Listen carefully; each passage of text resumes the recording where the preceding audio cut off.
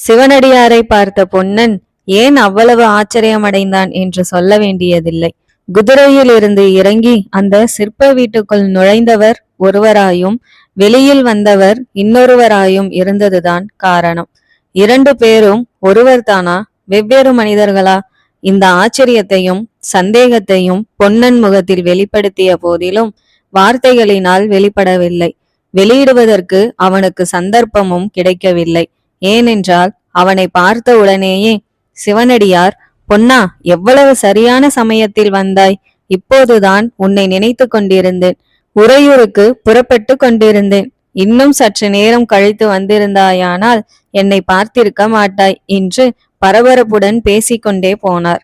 திண்ணையில் அவர்கள் உட்கார்ந்து கொண்டதும், பொன்னா, சீக்கிரம் உன் சமாசாரத்தை சொல்லு. ரொம்ப முக்கியமான காரியம் ஏற்பட்டிருக்கிறது. அதை பற்றி பிறகு சொல்கிறேன். மகாராணியை பற்றி ஏதாவது தகவல் தெரிந்ததா என்று கேட்டார். பொன்னன், தெரிந்தது சுவாமி என்றான்.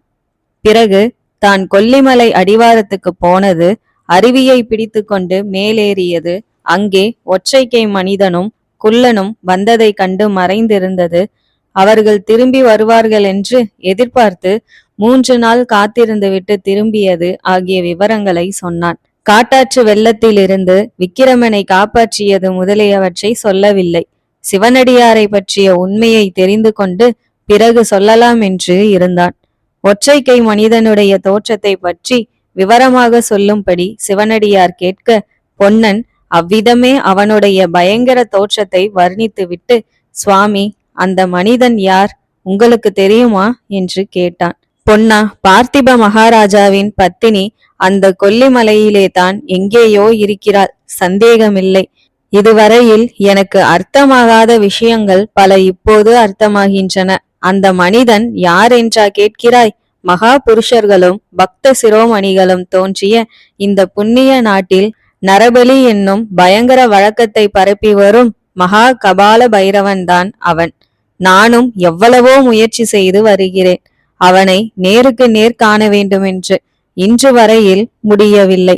அவனை பற்றி இன்னொரு சந்தேகம் எனக்கிருக்கிறது. பொன்னா, ஏன் என் கண்ணில் அகப்படாமல் அவன் தப்பி திரிகிறான் என்பதை ஒருவாறு யூகிக்கிறேன். எல்லா உண்மையையும் சீக்கிரத்தில் நாம் 2 பேருமாக கண்டுபிடிக்க போகிறோம். பொன்னா, அதற்கு முன்னால் நமக்கு இன்னும் முக்கியமான காரியம் ஏற்பட்டிருக்கிறது. உனக்கு இப்போது ரொம்பவும் ஆச்சரியமளிக்கும் விஷயம் ஒன்றை சொல்ல போகிறேன். சோழ நாட்டு இளவரசர் திரும்ப